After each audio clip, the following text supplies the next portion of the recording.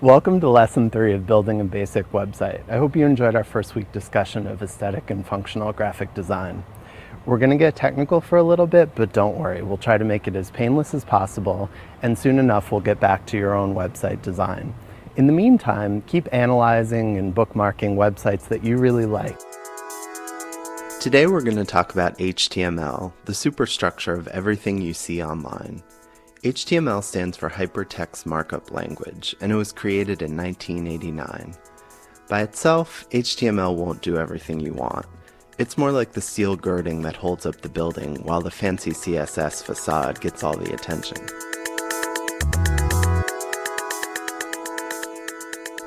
So let's begin. HTML is a simple language with a primary building block called a tag. Tags are easy to recognize because they're always written inside of brackets like this.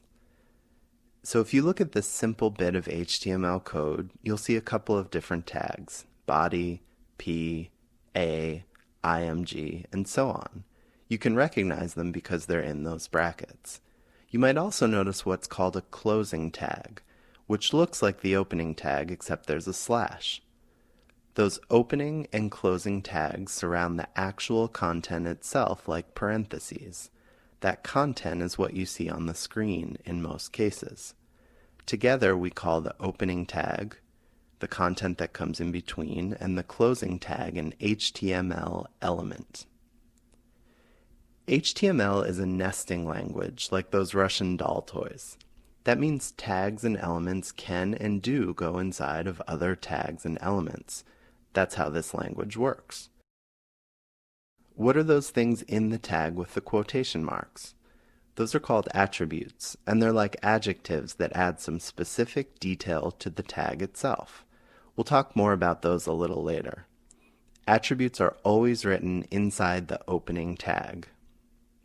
In the videos below, I'm going to go over some basic tags and what they do, and you can download the handouts as well.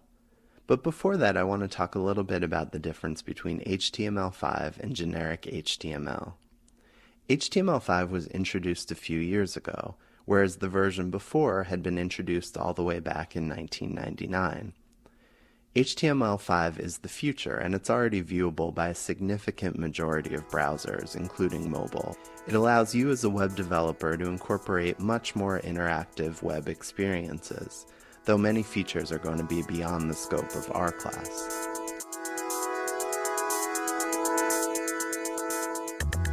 HTML is a language, and like any language, you have to practice and practice and practice until you get fluent. You can do that using the Komodo Edit software, and you can also follow along with the tutorials in the next step.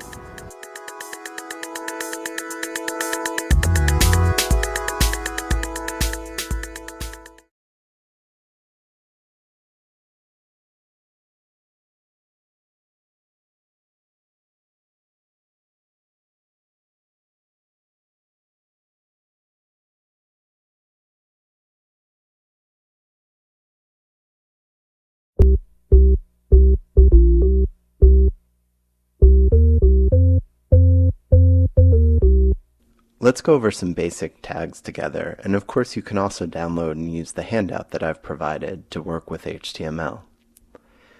When you set up a new document in Komodo Edit or pretty much any editing program, it's going to provide you with the most basic skeleton of an HTML page. That's going to include the doc type, which you can see is in brackets. It'll include the HTML tag, which surrounds everything else. So the first tag worth talking about in some detail is the head tag, HEAD, and every HTML page will have one. And I think the easiest way to think about it is the information that's important for your page to function, but not the information that you see, not the information that displays. And so some examples of child tags within the head tag are links to external style sheets or JavaScript files. The title that appears in your browser window is within the head tag. There's something called a meta tag, which we'll talk about a bit later on, which provides information about the page, such as the description that pops up in Google if you Google a page. Obviously, you don't see that in the browser window, but it belongs in the head tag. The head tag comes first in an HTML page structure, and after that is what's called the body tag, B-O-D-Y.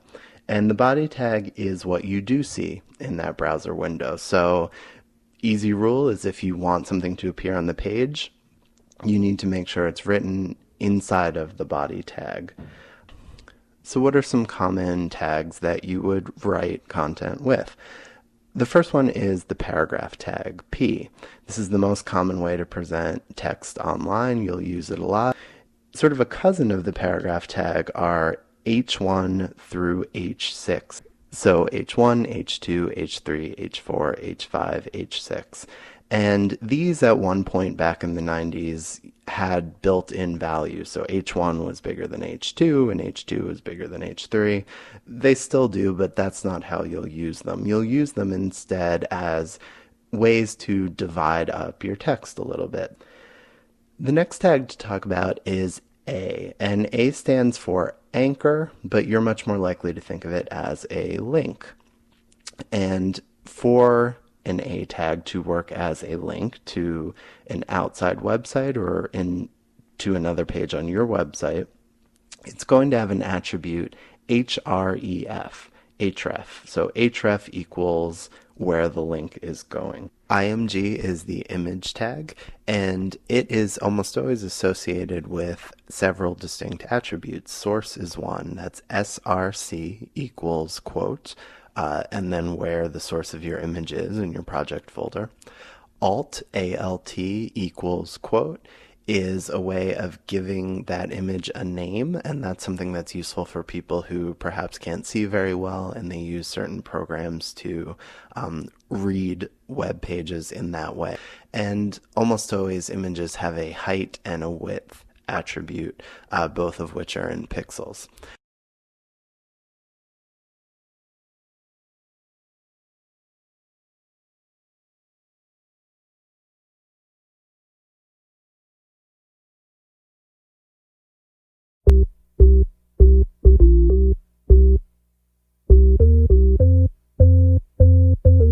So you're in good shape. You know the theory behind HTML, you've learned some basic tags you can use to make your first page, and you know how to set that page up using Komodo Edit. What I would suggest for this video is that you follow along with me as we put together this simple HTML page. And feel free to pause as many times as you need to. What's important is that you're as comfortable as possible with these basic steps so we can get to the more fun stuff soon. So what you see in front of you when you open this index page is the basic HTML5 skeleton that Komodo Edit has written for you. The doc type is always something associated with an HTML5 page. You don't need to worry too much about that except to make sure it's there. The HTML tag likewise surrounds everything else, so should always be there for you. You'll notice the opening and closing head tag and the opening and closing body tag. The head tag is what's important but doesn't display. The body tag is what does display on the screen. So we're going to add each one of the tags we talked about in the last video to this page, and in so doing we're going to make your first HTML5 page. Before we do that though, let's change the title of the page. How would you do that? Well, the thing to know is that every HTML element has an opening tag, here it is for title, a closing tag, there it is, and the content itself. So if you change from page title to my first HTML5 page, that will create a new title for you. Anytime you'd like to preview in Komodo Edit, you can click on this, what looks like a little planet icon, there's an arrow next to it. You can see you can choose from that list which browser you'd like to use. Click Save, you can click Preview in that case, and then you'll be able to see your page, how it would look if you were to put it on the internet. So as you can see, nothing's in the body tag yet, so this is empty, but we can see the title. So our first step is to add some content to the body. So let's start by adding an H1 tag. And you go ahead and try and see if you can add an H1 tag that says this is a heading. Excellent. Now let's add a second text tag, a paragraph tag, which is P. And go ahead and add This is the UMass website in a paragraph tag. All right. Now, what you'll start to notice, and it's important to mention this in action as we build a page, is here's where we start getting into the nesting language. So the vocabulary we use for that are parent tags and child tags. So in this case, the paragraph tag is the child tag of the body tag, and the body tag is the parent tag of the paragraph tag, but it's also the child tag of the HTML tag. So I hope I didn't confuse you there. That's just terminology you might hear me or other people in web design use. It is a nesting language, and you can put tags and elements inside of other tags and elements. Along those lines, what would we do if we wanted to add a link to the UMass website? That's right. We would add an A tag, an anchor tag, around the words UMass and website. So go ahead and do that. We need to do one more thing to make this A tag work, and that's add an attribute, because we need to tell the computer what link it should go to.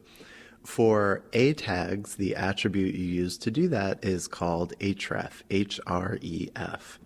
The way you write an attribute is you put one space after the tag, you write the name of the attribute, an equal sign, quote, and then the value of the attribute. So in this case, it would be A space href equals, quote, http ://umass.edu, and then end quote, and then end the opening tag. Easy to forget those quotation marks, but if you do, your computer won't understand what you want.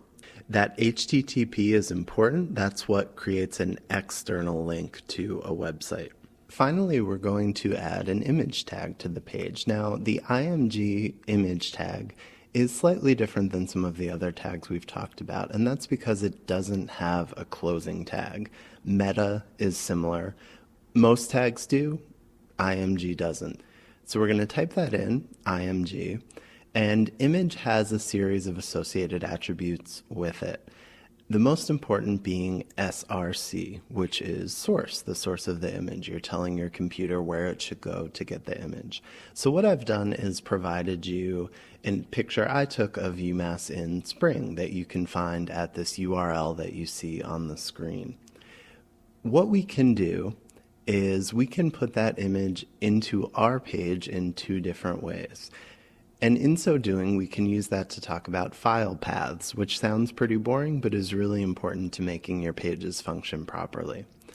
The first thing we can do is add an attribute, src equals, quote, and then just copy and paste the entire external URL into those quotation marks, end quote, and that will actually display the image from that external page. We also need to add a width and a height attribute. Those should be in pixels, and for this picture it's 500 pixels by 375 pixels. So good job, you just made your first HTML page. I think the easiest way to understand how a computer understands the paths it takes to get to files is to just show you. If the image was out in the open, this is what the source image path would look like. If the image was inside of a folder called images, that path would look like this. And if the image was in a folder called small images, and that folder was inside another folder called images, the path would look like this.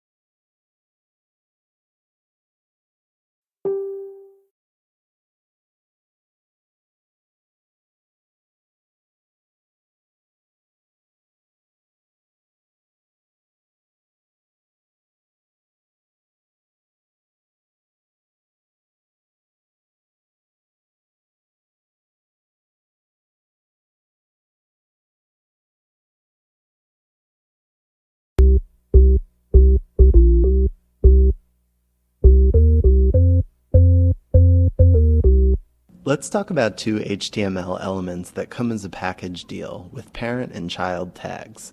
Those are lists and tables. There are two kinds of lists, ordered lists and unordered lists. You can use either as long as you remember which one you used. The OL or UL tag is the parent tag. Within it, every list item, that's every piece of information on your list, needs to be in an LI tag, which itself stands for list item. Here's what it looks like on the screen. The reason lists are so important is that they're the most common way to build a navigation menu. Once we start talking about CSS, I'll give you the link to a step-by-step website for turning an HTML list into a functioning menu. Tables are probably the clunkiest HTML element, but they do have their uses. For example, I listed Liliana's 10 favorite fonts in a table. Anytime you have a repeating series of things that should all be presented in the same way, a table is a good way to go. But don't use tables to lay out or to do anything too fancy, because you'll end up making your code needlessly complicated. Tables have three levels. The parent tag is table, which is easy to remember. Slightly more confusing is the first child tag, TR, which stands for table row. Every horizontal row you want to create in your table is going to be in a TR tag. Finally, the child tag of TR is TD, which stands for table data. You may hear it called a cell, or maybe just the box where you actually put the stuff. You can put images, text, whatever you want in the TD tag.